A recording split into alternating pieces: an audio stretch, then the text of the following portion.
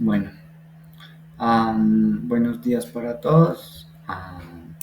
Mi nombre es Juan Pablo Ariel Rondero, soy estudiante de maestría en psicología y soy psicólogo de la Universidad Nacional de Colombia. Primero que todo, muchas gracias al CONE por haberme invitado a hacer esta presentación y hoy les voy a presentar una aproximación al registro psicofisiológico con perspectiva desde la electroencefalografía. ¿Cuál va a ser el contenido de la presentación? Primero vamos a hablar de forma general sobre la electroencefalografía o EEG, que es la forma más común de decirle a la electroencefalografía. ¿Cuáles son los puntos claves que hay que tener en cuenta cuando se hace investigación con electroencefalografía? ¿Cuáles son las bases neuronales de esta técnica? Después vamos a hablar sobre los potenciales relacionados a eventos, que es una forma de hacer investigación con la electroencefalografía. También se le conoce como ERP en la literatura, de Event Related Potentials.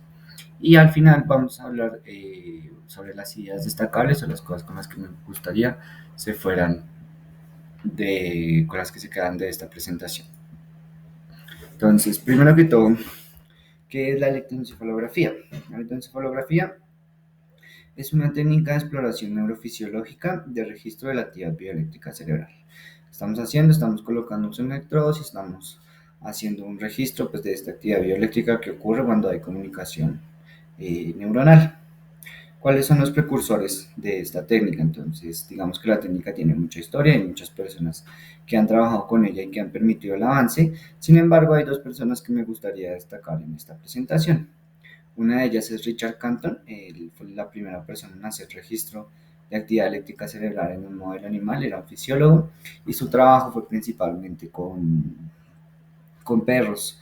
Él utilizó un galvanómetro y electrodos de punta para colocar sobre la superficie cerebral y fue la primera persona en hacer un reporte escrito en una publicación de una actividad constante de la actividad eléctrica cerebral, ¿no?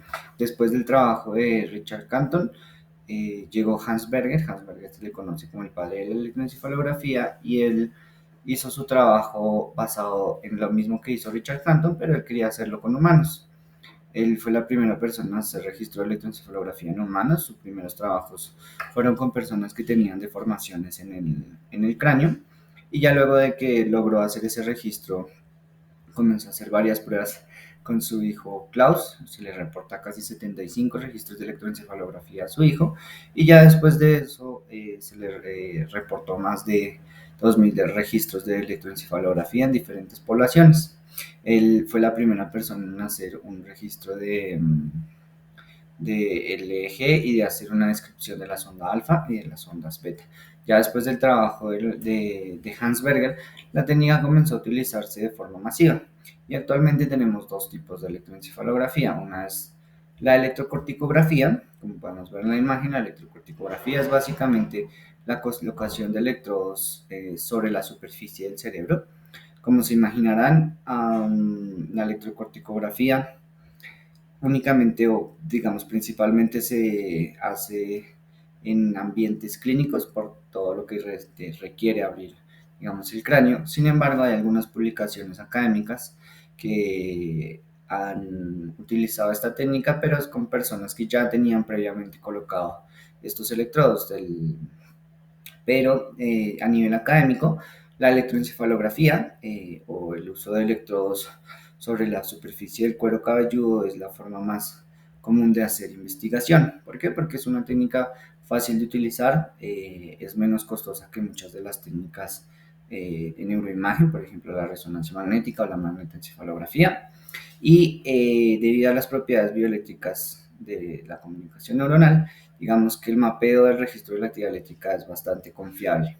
Por esta razón, de aquí en adelante vamos a hablar específicamente de esta técnica. ¿Cuáles son los puntos claves que hay de experimentación con electroencefalografía o con EEG?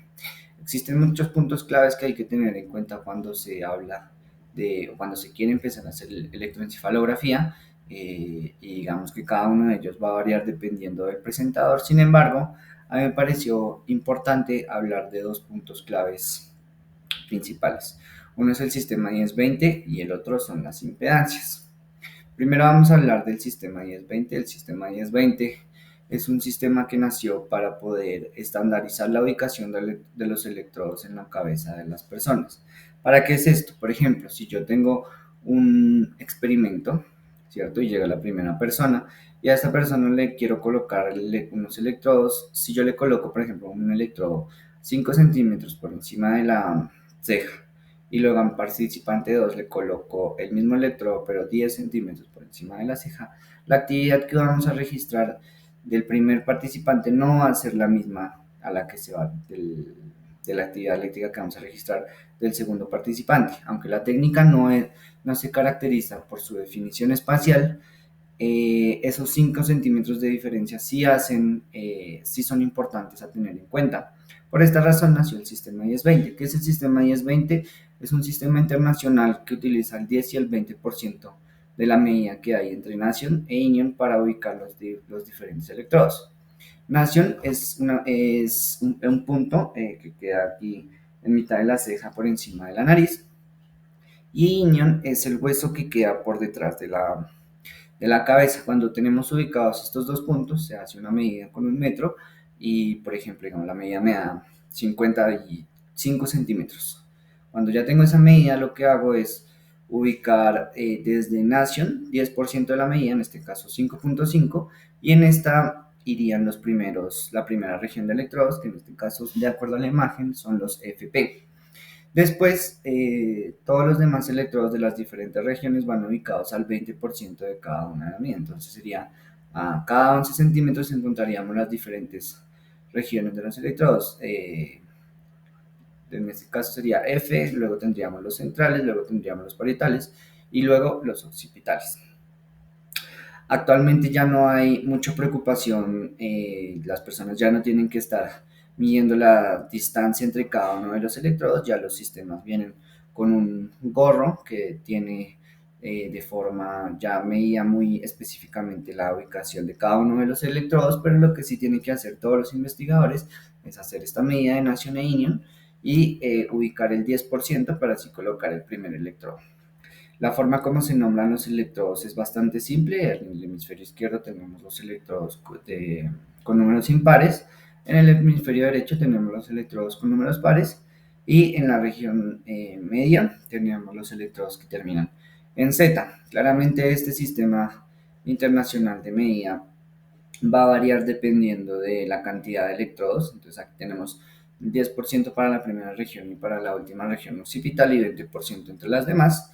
Sin embargo, cuando tenemos más electrodos como 64, 128 o 156, las medidas van a ser más chiquitas. Pero en forma general, digamos, es la forma que todo el mundo en todos los laboratorios utilizan para colocar los electrodos. Por eso es que cuando nosotros hacemos investigación, por ejemplo, en Colombia, podemos decir que la actividad que nosotros encontramos en el electrodo CZ es comparable con la actividad que se encuentra en otro país en el mismo electrodo CZ. Una vez entendido ya la forma en cómo se colocan los electrodos, hay otra cosa que hay que tener en cuenta, que es la impedancia. ¿Qué es la impedancia? Básicamente la impedancia es la resistencia que hay entre el electrodo y la actividad eléctrica que queremos registrar, y esta impedancia ocurre debido a propiedades físicas del cuero cabelludo.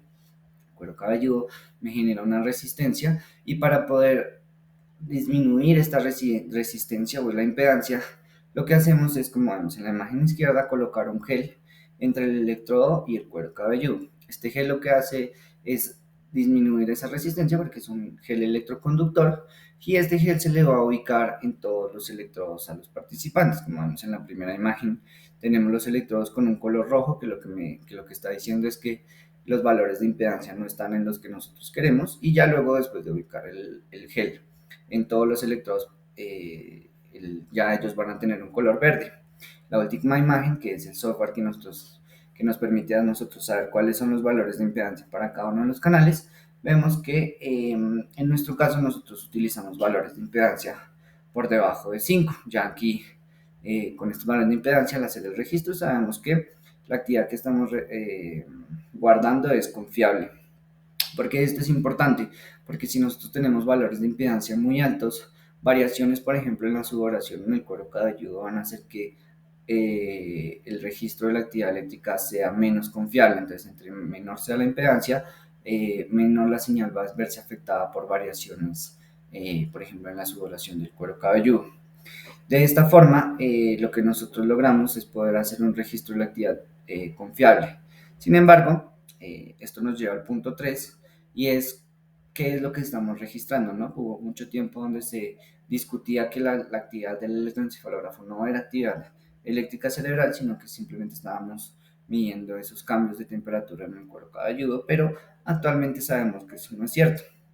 Y todo se debe gracias a las neuronas piramidales, que tienen una propiedad y es que ellas se encuentran masivamente a nivel de corteza, a diferencia de estas que están en el hipotálamo, y tienen unas propiedades bioeléctricas muy interesantes. Um, Como vemos en la primera imagen, vamos a hacer, digamos, un recorrido de cómo llegamos de la actividad de una neurona al registro de la actividad de electroencefalografía en todo el cuero cabelludo, ¿no? Entonces, la primera imagen, la A, lo que vemos es una neurona piramidal base. Ella está teniendo una comunicación excitatoria con axones de células presinápticas. ¿Cómo sabemos que es excitatoria? Porque hay un aumento de la negatividad extracelular en esta región específica, pero este aumento de la actividad negativa extracelular hace que en el cuerpo celular haya un aumento de la posibilidad en este campo extracelular.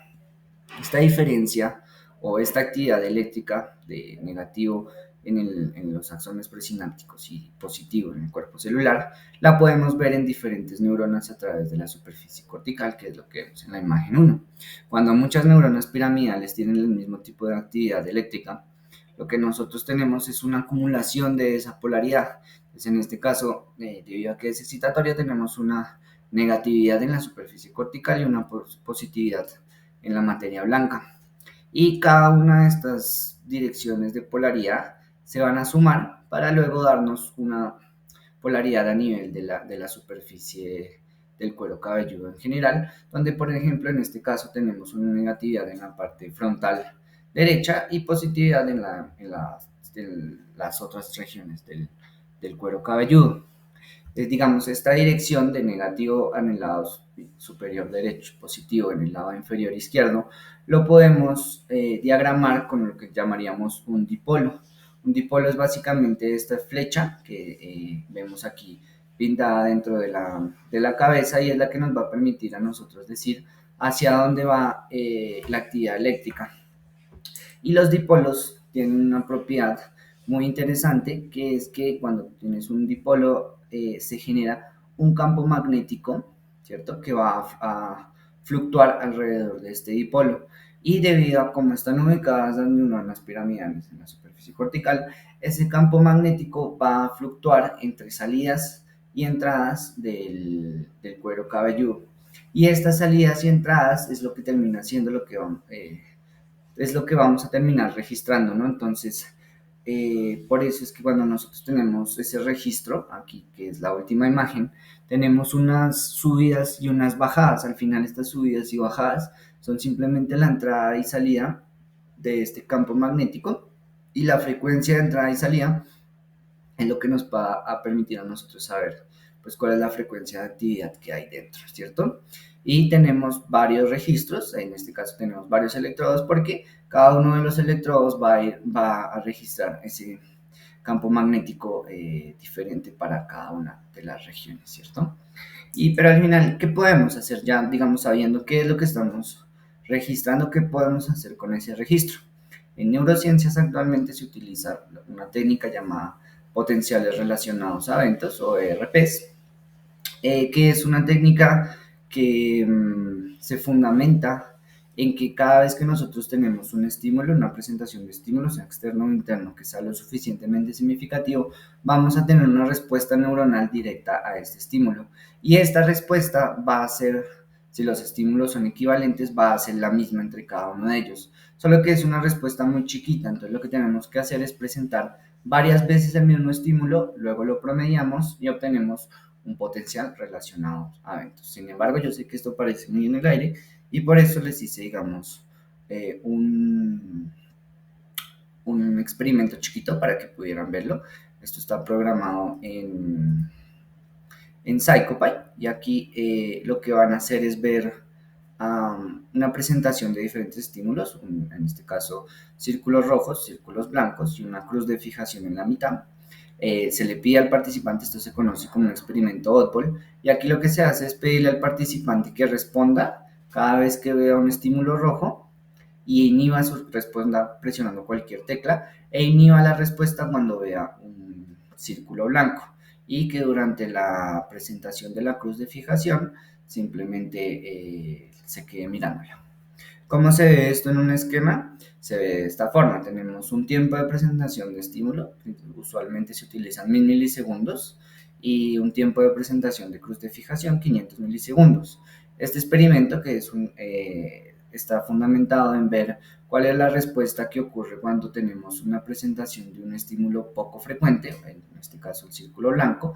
Usualmente los porcentajes de probabilidad de presentación suelen ser el 90% para círculos rojos y el 10% para círculos blancos. ¿Esto qué implica? Esto implica que cada vez que aparezca un círculo blanco, la persona tiene primero que inhibir una respuesta que ya viene haciendo constantemente, y segundo tienen que clasificarla como un estímulo objetivo y por lo tanto responder adecuadamente.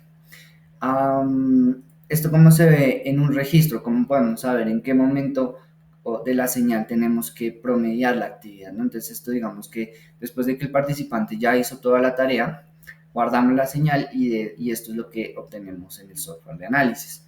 Lo que ustedes pueden ver aquí es cada fila es la actividad de un electrodo, y pueden ver unas líneas verticales a través de todo el registro. Estas líneas verticales lo que hace es decirnos en este momento específico se presentó un tipo de estímulo. Por ejemplo, si fuera la línea negra podría ser el estímulo, el círculo rojo, la línea azul podría ser la cruz de fijación, la línea verde el círculo blanco. Como ustedes pueden ver en el registro, en verdad no hay forma de ver, digamos, esa respuesta neuronal de las que le hablaba, ¿cierto? Te parece un registro continuo. Sin embargo, después de hacer un procesamiento de la señal y promediar cada uno de los tipos de estímulos, coger, por ejemplo, en este caso, la actividad de esta línea negra y de la otra línea negra, corregir por línea base, obtenemos lo que se conoce como un potencial relacionado a eventos. ¿Cómo se ve un potencial relacionado a eventos? Digamos, es un potencial clásico de Oddball, pero aquí quiero que vean primero el eje Y está en microvoltios, ¿por qué? Porque estamos midiendo actividad eléctrica, y el eje X está medido en milisegundos.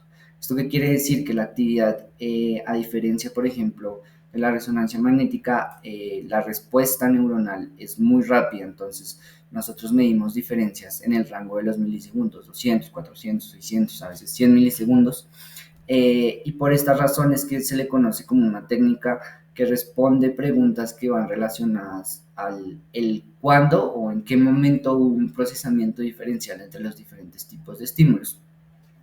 Todos los potenciales relacionados a eventos tienen que tener una línea base, en este caso utilizan menos 200 milisegundos y como pueden ver está plana. ¿Por qué? Porque lo que se hace es coger esta actividad de línea base, por ejemplo la actividad en la cruz de fijación, se promedia y ya luego se coge la actividad después de la presentación del estímulo y se resta de la actividad de la cruz de fijación, y por eso es que tenemos esta onda clásica, ¿cierto? ¿Qué podemos decir de esta onda? Pues básicamente aquí lo que tenemos es una primera onda que tiene un pico positivo a los 200 milisegundos, una segunda onda negativa a los 300 milisegundos. Las dos ondas, la roja y la amarilla, son iguales hasta los 300 milisegundos, pero después de los 300 milisegundos ocurre una diferencia en la amplitud de la onda, ¿cierto? Eso se conoce como el efecto Oddball, y a esta onda se le conoce como P3 porque es la tercera onda y es positiva. La onda roja sería la respuesta al círculo blanco, la onda amarilla sería la respuesta al círculo rojo, y como podemos ver aquí hay una diferencia bastante grande en la amplitud. ¿Qué significa esto? Que tiene un pico, digamos, a los 500 milisegundos, entonces más o menos después de los 320 milisegundos, la persona, el procesamiento de la información para el círculo rojo y para el círculo blanco fue igual. Sin embargo, ya después de los 300 milisegundos, algo cambió. Entonces se puede decir que después de este momento, la persona se dio cuenta que tenía que inhibir la respuesta, lo clasificó como un estímulo target y por eso es que en este momento existe esta diferencia. Entonces aquí lo que podemos decir es, vea, después de los 320, 340, la persona es capaz de diferenciar los tipos de estímulos, clasificarlo como un target y tomar la decisión de inhibir la respuesta. Hay otros estudios que utilizan esto mismo, por ejemplo el estudio de percepción de rostros, donde se les muestran unas caras, se les muestran unos carros, en este caso, y lo que se ha visto es que las personas son capaces, hay una onda, el N170, que se asocia a la percepción de las caras. ¿Qué significa esto? A los 170 milisegundos, cuando la persona está viendo un estímulo, somos capaces de diferenciar si lo que estamos viendo es rostros o otro tipo de objetos a los 170 milisegundos. ¿Sí? Aquí se han hecho diferentes variaciones, se muestran caras de monos, se muestran familias, se muestran diferentes cosas, puedes hacer diferentes variaciones, pero siempre cada vez que muestras un rostro, a los 170 milisegundos la persona es capaz de discriminar que lo que estamos viendo es un rostro, ¿cierto? Entonces digamos que lo que quiero que quede aquí claro es que esto es una técnica temporal. Queremos decir en qué momento hay un procesamiento diferencial entre los estímulos que nosotros queremos analizar. Esto es lo que la separa de otras técnicas como la resonancia magnética funcional, donde la pregunta tiene que ver con el dónde está la actividad diferencial, en qué lugar del cerebro estamos viendo esa activación. Ya para finalizar, ¿cuáles son las ideas destacables con las que me gustaría que se fueran? Primero que el eje se caracteriza por su definición temporal. Esto es muy importante cada vez que ustedes, o si están pensando en trabajar con electroencefalografía, recuerden que la pregunta siempre tiene que estar dirigida a en qué momento hay una diferencia del procesamiento y no en el dónde. ¿Sí? Que esto, digamos, se diferencia mucho con modelos animales, con trabajos de resonancia y otro tipo de técnicas, ¿no? El siguiente es que el sistema de ubicación de electrodos es estándar para todos, digamos que ya no puedes colocar electrodos donde tú quieras, sino que ya hay un sistema específico que nos permite a todos colocar o saber que el electrodo de FPZ en Colombia es el mismo electrodo de FPZ que tiene en otro lugar. La impedancia es uno de los factores más importantes para registrar datos limpios. Existen otras cosas, por supuesto, no solo es los valores de impedancia, sin embargo, digamos, es uno de los que más se puede hacer control y de los que yo diría hay que tener más cuidado porque es gracias a esto que podemos decir que el registro es confiable. Y por último, los potenciales evocados son la acumulación de respuestas neuronales frente a estímulos equivalentes. Entonces, básicamente nosotros tenemos una respuesta frente a un estímulo y este estímulo tiene que ser el mismo. Tengo que presentar muchas veces el mismo tipo de estímulo porque es a través del promedio de esta actividad que yo puedo obtener esa onda que ya vimos previamente como potencial relacionadamente. Espero pues ya que con esto les haya quedado un poquito más claro qué se hace con la electroencefalografía, que son los potenciales relacionados a eventos. Este es mi laboratorio, el Laboratorio de Neurociencias de la Universidad Nacional de Colombia, y estos son mis compañeros. Y pues muchas gracias por tomarse el tiempo de venir a ver la presentación y participar en esto. Muchas gracias.